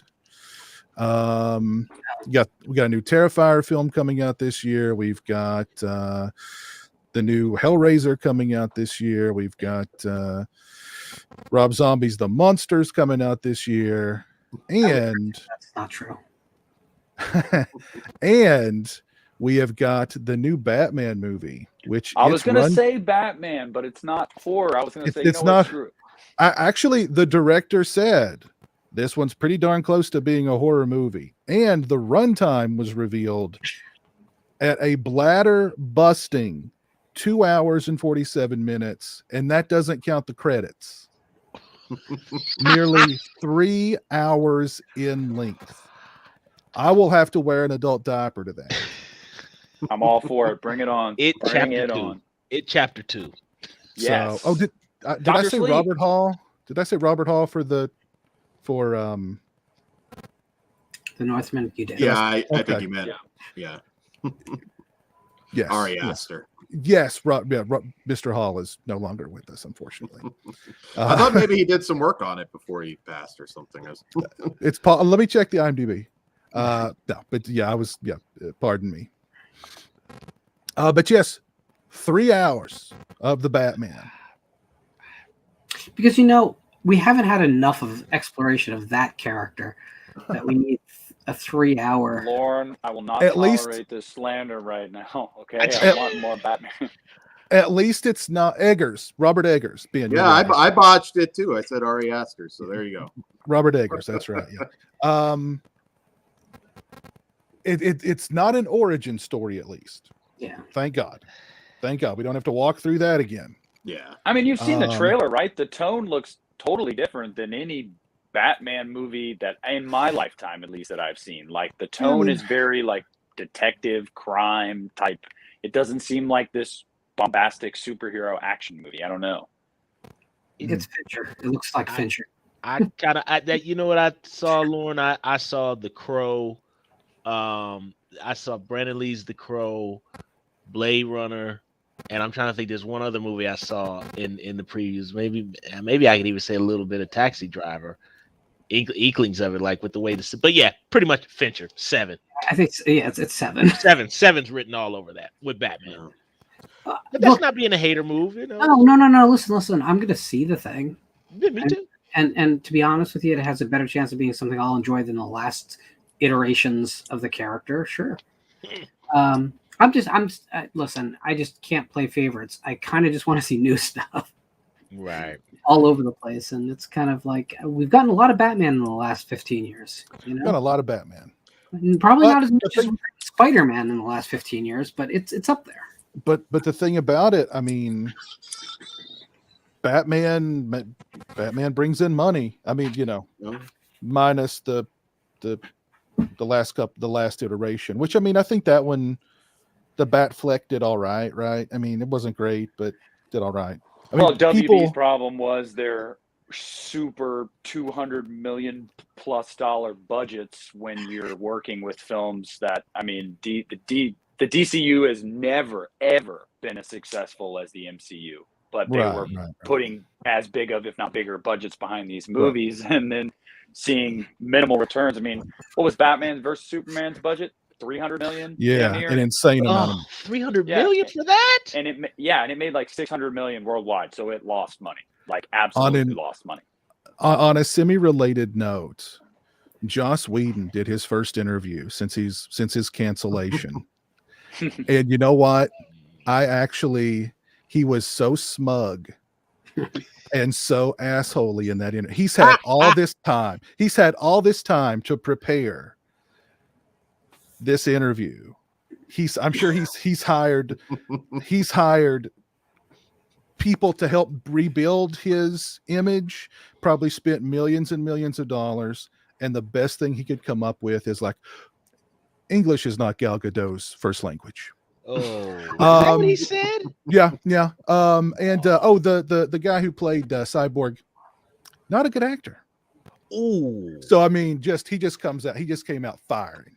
And part of me is like, oh, I kind of like that, kind of like, you know, he's honest. Yeah, I mean, I kind of like that kind of smug honesty. You know, he's not wrong about that actor. No, he's really not. I mean, honestly, no. With all due respect, I mean, it's a true statement. You know what's funny about like him in particular, and Kevin Spacey and some of these guys that got canceled?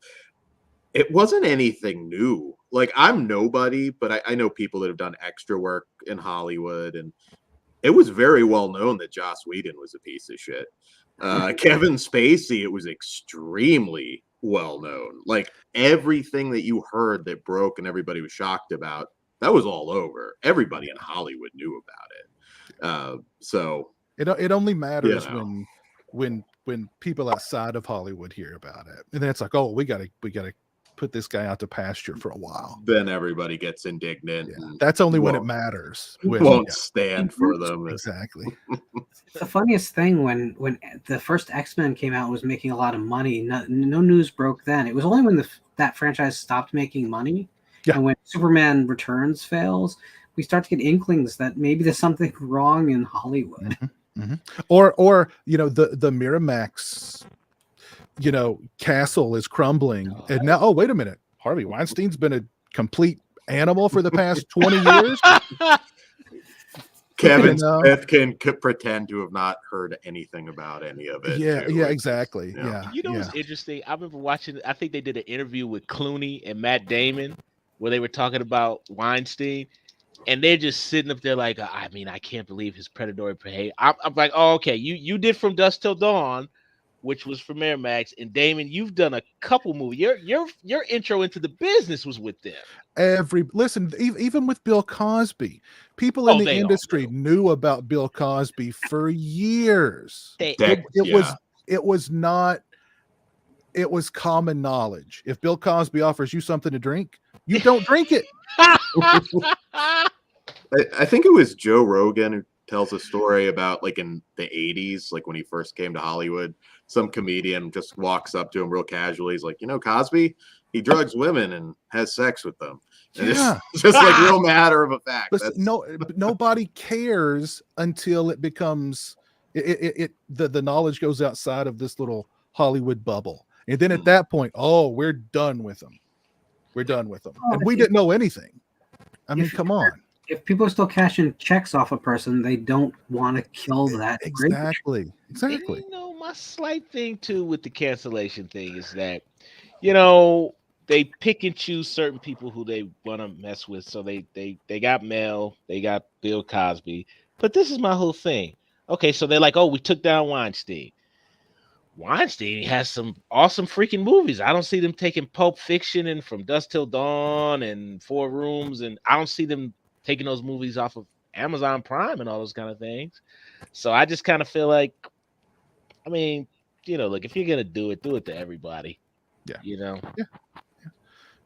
Hollywood is basically a cesspool of people that are all super messed up, and half of them probably are as bad as Weinstein. And I mean, we just don't know it, and they'll never tell us until, I feel like my wife has this thing with Hollywood in general, where she loves movies and TV shows and stuff, but she says all the time, like, I almost never want to know about these things. Like, she loved Marilyn Manson's music, and now that people are like canceling him, she's like, it makes me feel bad to even want to listen to his music because like of all the shit that comes out. And I just wish, like, it's sad, but it's true. Like, we know a lot of them are shitty people. They have a lot of money. They have a lot of power. Like, they're going to abuse that. Like, I don't know. I'm not judge, jury, and executioner. Like, leave me the hell out of it. Like, I don't know. I don't want to support somebody like Salva, but it's like that old saying, never meet your heroes. Oh God. Yeah. Never meet your heroes. Let me give a quick shout out here to the Daily Ghost. Thank you for the $5 super chat, sir. Is it just me, or is Jordan Peele viewed less and less favorably in the horror scene lately? I don't get why. If so, his love for the genre is sincere, in my opinion. Well, thank you for that, sir. Very kind of you. Is Jordan Peele being viewed less favorably these days? He hasn't done a movie since Us. Well, I think that's really what it is. He did the Twilight Zone series, which did not go over well. But it sucked. It was bad. Here's really bad. It's not. I don't think it's a matter of a decline so much as a coming to earth. When he broke with Get Out, he broke too big as an. And so there was always going to be a reassessment that brought him down to a more reasonable level as a creator. And I think that just happened. I think it's a natural process. I'm not the biggest fan of his work, but I'm really glad he's out there. Like, Us doesn't work as a piece for me, but I'm super happy that it exists because it was someone trying something new. Totally successful. But and again, third act problems galore. But I'm glad that someone swung for the fence, even if it was in a ballpark that I don't particularly want to attend a game at. And that was a sports analogy from me. But I would say that, like, the horror genre is a place that, unless you are one of those 80s directors that gets a free pass for shit like Ghosts from Mars, we tend to chew up people. We talk about them as the next big thing or the best great thing, and then 5 years later, you can't find a good word said about them. And it's kind of why we can't have nice things, because no one gets to build on a career. So I don't know. I think too with Peele. I think if Us had been his first film instead of Get Out, it might be a little differently. I think things might be a little different for him. Get Out was a good movie, but Get Out was not. Get Out was overhyped to the moon and back. You know what hurt it was that Oscar win, because I think people knew they were compensating for Straight Outta Compton getting snubbed, and I think that hurt because I actually like Get Out. I think it's a pretty good movie, but I think the Oscar thing is what really brought the hate out. I think it's a good movie, but it's derivative as hell. It's predictable, and it was overhyped. It was just way overhyped. So when he comes out with like Us, which is not derivative, which like Lauren said is taking risks, not all the risks pay off. It's definitely not a movie that, you know, I'd say the same audience who loved Get Out and praised it to the moon, they watched Us and went, what the hell's going on here? And like the ending, they were like, what? Who? What? So I think it might be that you know, what do they call it in the, you know, like when a band comes out and their first album's huge and they're a one-hit wonder. Yeah. They have that sophomore slump, but they're always held up to the standards of their very first album. Yeah. So Get Out also falls into that category and of horror films that are made for a wider audience than the insular horror community. Right. So you have something like What Lies Beneath, or any horror film that has starred an A-lister, really.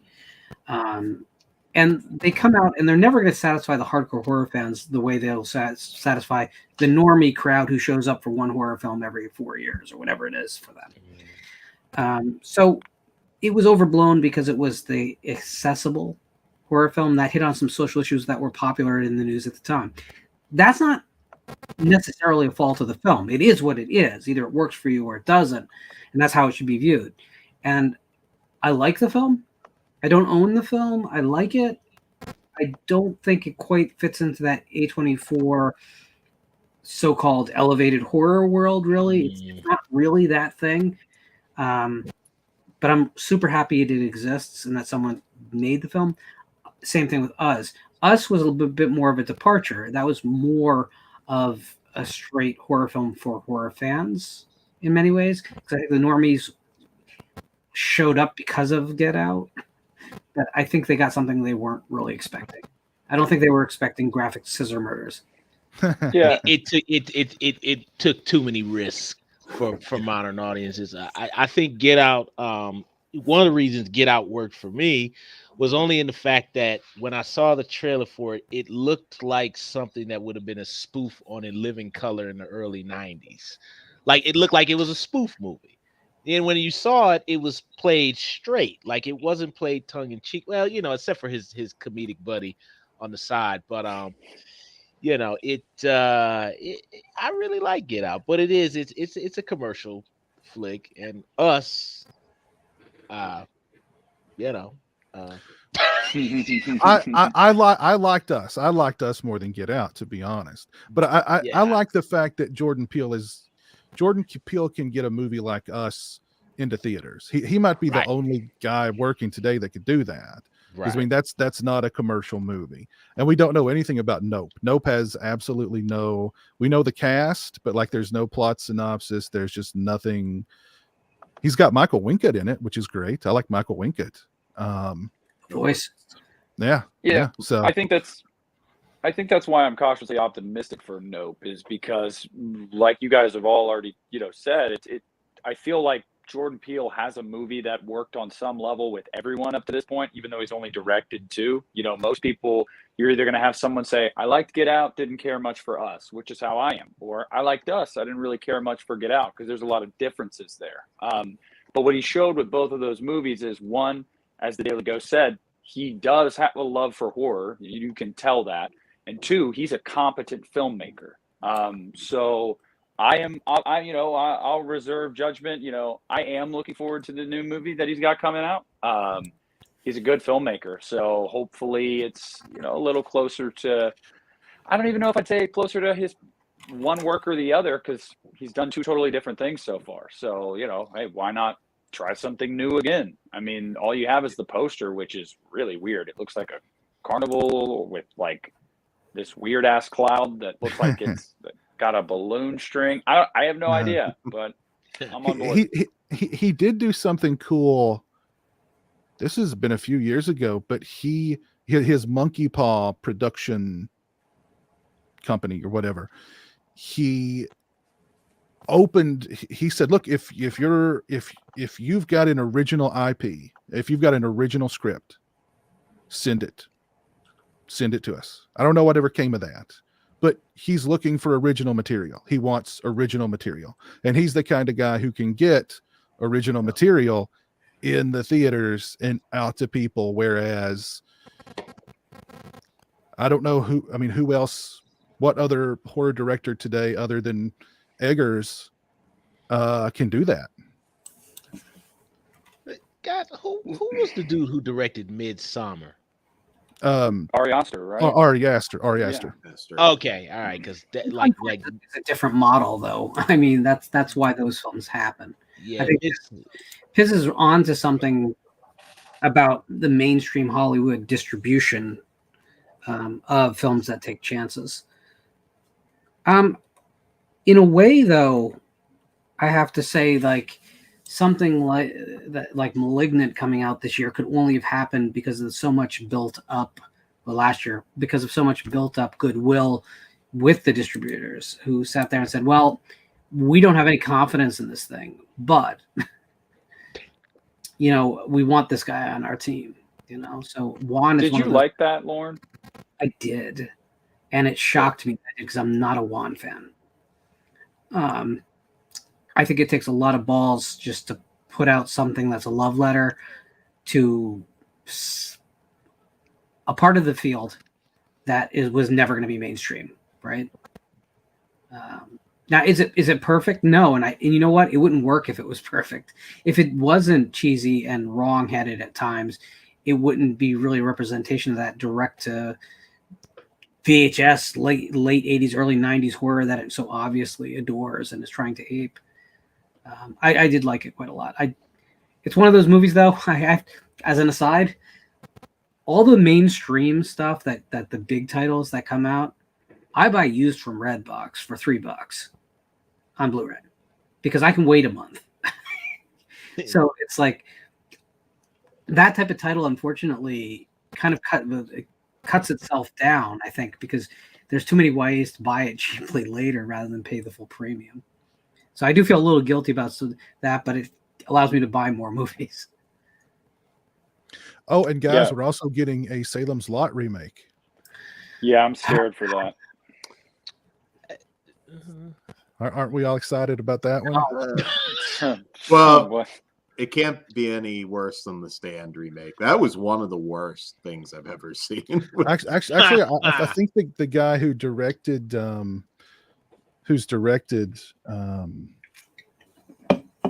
this new Salem's Lot movie, he wrote Annabelle.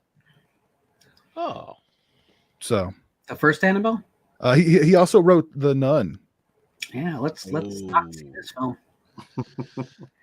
So. Let's be honest here, though. Okay, King is a name.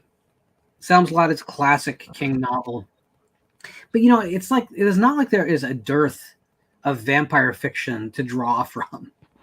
How many vampire novels come out in a year? I mean, it's probably larger in straight numbers than your phone number. So why are we going back to the same title that everyone has seen in one version or another? Because remember, you have the Toby Hooper miniseries that was then later released as a feature cut down. So right there, you really have two very distinct versions. And then you have that miniseries, his version from, I don't know, 2000 whatever. We're good, right? Don't forget about Larry Cohen's sequel. There you go. That's the biggest stain on the great Larry Cohen's discography, I think. do the traveling vampire show, Richard Lehman's book. That would be my God. A funny Larry Cohen story. This is on the Maniac Cop 3 4K. They're talking to Joe Soisson, who was the producer. Oh yeah, and they had to do massive rewrites on Cohen's script, and they'd waited all this time for Cohen to deliver them a new script. He just never did it, and so literally one of the producers called Cohen and said, "Look, I've got to have the script." And Cohen goes, "Okay, grab a pen." Okay, and he started telling him the script over the phone, wanting the guy to write this, and he was bullshitting the whole time, like just off the top of his head. Because I guess they hadn't paid him, or I don't remember what the thing was, but they, so I mean that was Larry Cohen. Yeah, I thought that was hilarious. Larry Cohen was a slinger. Both of those commentaries are interesting because one of them was going to be like a blaxploitation style take on Maniac. Three, yeah, right? yeah, 3, and yeah, but two's quite entertaining. I like 2 a lot. Awesome. 2 was very good. 2 was very good. The commentary for part 3 with Alan Smithy. Oh, it's so funny. I like the Robert Davi stories. It's like he just did whatever the hell he wanted. He didn't take direction. He'd sing opera on the set, like just to try and impress the actresses. Those commentaries are gold. Yeah.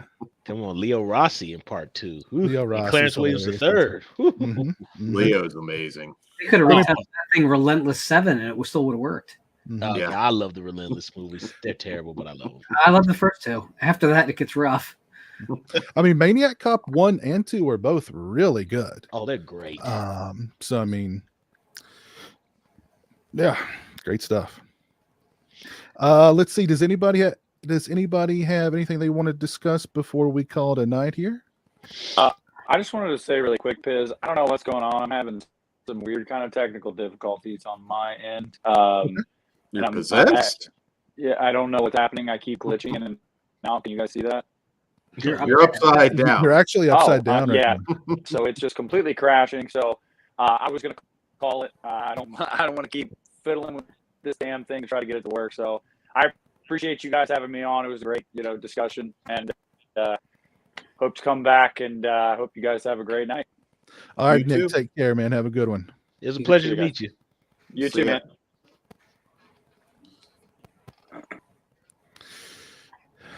Anything you guys want to add in before we call it a night?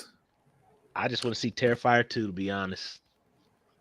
Because one thing I like about Terrifier is, well, maybe like might be a strong word, but I like the fact that it made me uncomfortable. And it brought me back to, again, I go back to Tobe Hooper's The Funhouse with some of that just icky stuff that just kind of just was like, when the movie was over, I remember I watched it by myself here with the lights out. That was the first movie that made me cut the lights on when it was over. It rattled me a little bit, man. That thing with the homeless chick and the reveal of what he did to her later, it rattled me, man. So I'm interested to see if I can get rattled again.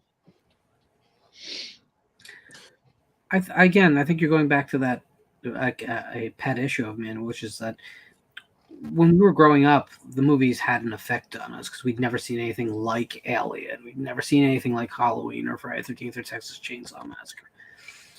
Our impulse today is to try and recapture that, but we too often, I think, look for something like just an extension of those existing titles. And that's not how we discovered this stuff to begin with. It was out of the blue, out of left field, these dangerous movies that you were a little bit worried to be caught watching, right? Like you all owned VHS tapes that you did not want your parents to find inside the horror genre, I'm saying. Because you couldn't really justify them. Toolbox Murders. Anyone want to watch that thing with your mom and dad? You don't, right? And I think that's important for the genre. That kind of rock and roll outlaw thing needs to be there for horror to really get those next level of classics. I'm in the middle of doing an autopsy, which is going to take forever, on The Witch. And, one of the reasons I think that movie works is because it is uncomfortable in places, like truly uncomfortable in places. And I wish the comfort food side of the genre was not as appealing as sometimes it unfortunately is to people. Sometimes getting uncomfortable, man, that's where the magic really is. For me. Anyway. I'll say this about Terrifier. I was at a convention last year in Jersey, and they had a bunch of Terrifier people there, and they were always busy. They always had a line of people in front of them. So, I mean, Terrifier's a lot more popular than I thought. I met the lead actor, and he told me it was just insane. Once that went, kind of on streaming, he's just changed his life. It's like, wow, this was a small movie, and now I've got a instant fan base. It's crazy. He signed a Scooby-Doo 8x10 where he's carving Daphne in half. Oh, nice. It's actually one of the more clever 8x10s I have. But I mean, there were people from far more established horror franchises at that show, and they weren't, from what I saw, they weren't nearly as busy as the Terrifier crew. So I mean, that was a big draw to that convention, was Terrifier. Oof. That movie made my skin crawl. Oof. So I think the Art the Clown guy was, I know the director was there. I think the Art the Clown guy was there. The woman who gets strung upside down and cut in two was there, and I think the lead actress was there too. But they had a lot of people there, and they were always busy. So it's nice seeing that with a new movie, like people caring. I mean, I didn't think that Terrifier was perfect for me, but it is cool. Another one, oddly enough, that had more of a line was the Greasy Strangler guy. It may not be a good thing, but new movie. Gee, now that's the movie that made me uncomfortable. Oh God, just that. Yeah. What's it called? The Greasy Strangler? The Greasy Strangler. Okay. I did not like the movie, but I can't say I hate it because I quote it all the time. Just it's there's your life before seeing the Greasy Strangler, and then there's your life after seeing the Greasy Strangler. Yes. So. Oh my God, here it is. Ugh. Good Lord. What you thought Human Centipede would do to you, like Greasy Strangler really does to you. That's true. That's perfectly put. Perfectly put. I loved Human Centipede. I thought it was really fun and funny, and but Greasy Strangler was just like, oh. How effective would Human Centipede have been if they? I mean, I think everybody kind of knew once they finally saw that what they were going to see. But if you were vague advertising and people just went to the theater and got hit with that, because I think 2 is the only Human Centipede movie that really truly has any merit. But that first one, it would have been effective if it's like, oh my God, what the hell am I watching? Is 2 the one that's in black and white? Yeah. Lawrence Harvey is fantastic in that. They did 3 of them, right? 3. Yeah, 3 is bad shit. Maybe not in a good way, but I've not seen either of the sequels, but no. I 2 do is remember pretty liking disturbing. 2 is just a legitimately disturbing movie, though. So I may have to check it out. Let's check that out. I wanted to talk about a movie that I have changed my opinion pretty massively on in the last couple of years. Okay. And that's Alone, the remake of the Swedish film, also titled Alone, but in Swedish.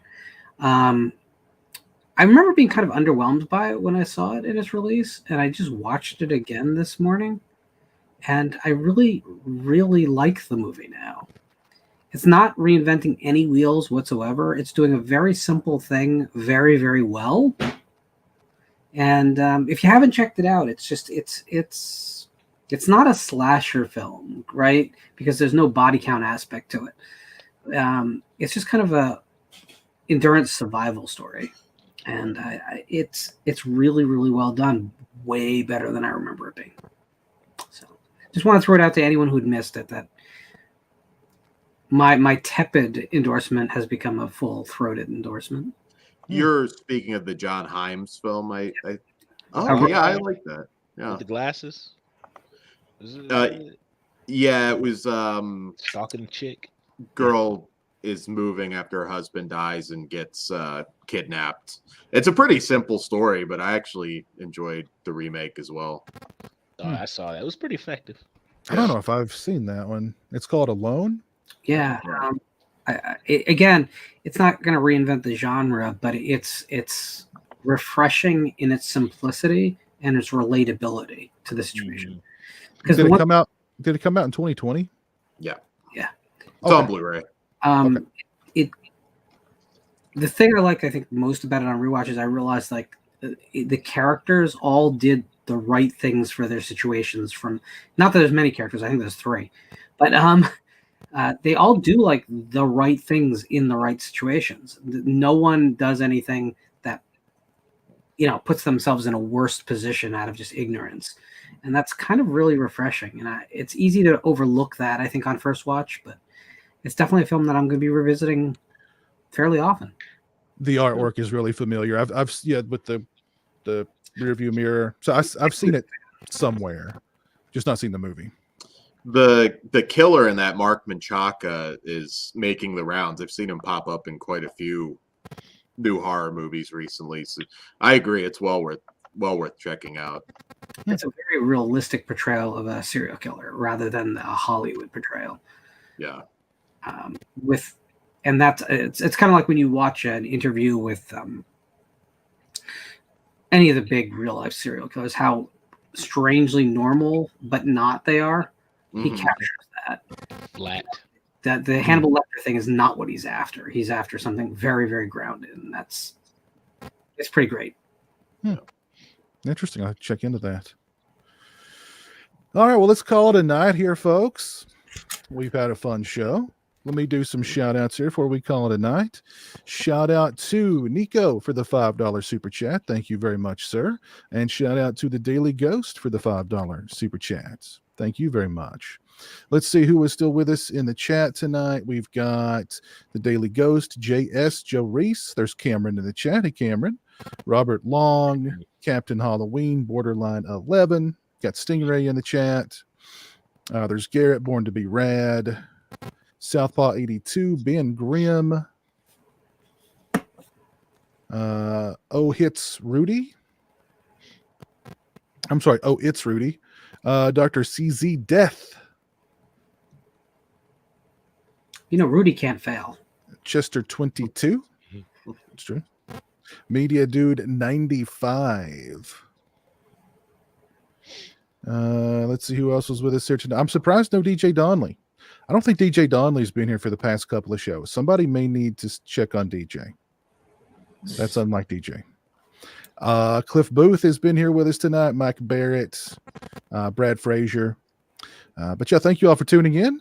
It's been fun. There's Brian Trash. What's up, Brian? Thank you to Dan. Dan, where can we find you on the medias that are social? Flesh Wound Features here on YouTube, Flesh Wound Radio on Twitter, and we just did our best of 2021 show, best and worst of 2021. So check that out. Our lists were pretty diverse, so it's pretty cool. Okay. We do have a random question here from JS. Is Antlers worth a blind buy? Oh, I want to see that. Anybody want to? Because Dan, Lauren, I know you two have seen it. I've seen it. I still haven't seen it. It didn't make my top 10, but I did enjoy it. I'd have to know a little more about you, though, to say blind buy on a movie, to be honest. I enjoyed it. It gets my seal of approval. I'd say Redbox will be selling their copies for $4 in about a month, and then it's definitely worth that. You can pick it up right now on Amazon for $20, or you can rent it for $5.99.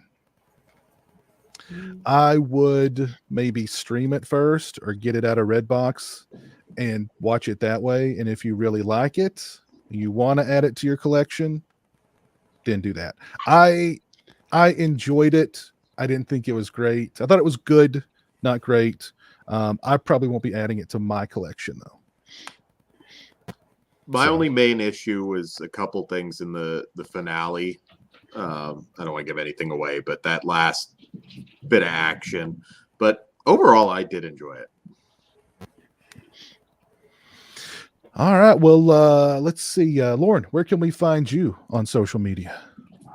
At Lauren Dixon on the Twitter, which I'm not overly active on Twitter itself as a format, but I'm always there. If you want to message me, I respond to everyone.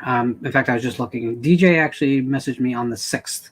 So as of the 6th, which is 14 days ago, he was still making the round. So DJ, let us know you're live. On the YouTube, it's Visited by Voices 1. We have a show coming up on Sunday, and I just posted a pre-recorded video about the first VHS tape I ever purchased in my life, which is a really quiet, somber video for some reason. I don't know. yeah, that's pretty much where you can find me, or you can go to Amazon and buy a book because books are like readable. Yes, there's a character called whatever the fuck in his book, and he's awesome. There is a right there. Yes. Monty, where can we find you on social media? RMJ Movie Reviews on YouTube. Just type it in. Yep, that's there's the Monty logo. Yeah. That's my logo, everybody. Come and just check out fun movie reviews. I'm going to be doing a movie review for our buddy Cam, who was with us, and he's did a Twin Peaks fan film, so I've already watched it, so I'm going to get that out there. Got to finish that, and I'm just going to do some more fun retro stuff and other little recent things and other little videos. So just tune in for some fun, guys. Okay. You know what you should do, Monty, is I think you should get into maybe doing some live streaming on your channel also. Yes, I've really been thinking about that. I really want to start doing some live streaming where I could like actually directly talk with like folks out there, because I know it's fun. I like talking with everybody. So, just do like some chill live streams where you're hanging out, talking about movies, doing whatever, you know? Yeah. So I definitely look forward to that. Yeah, right on. I am me everywhere on social media. I'll have a review of this coming out very soon.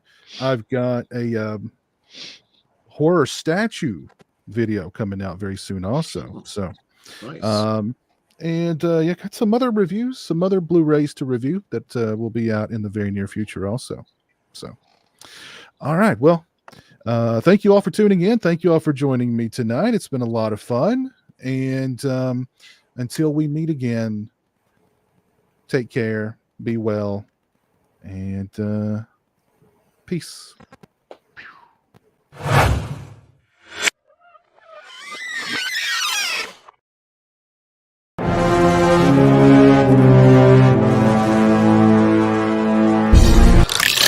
Watch or be punished.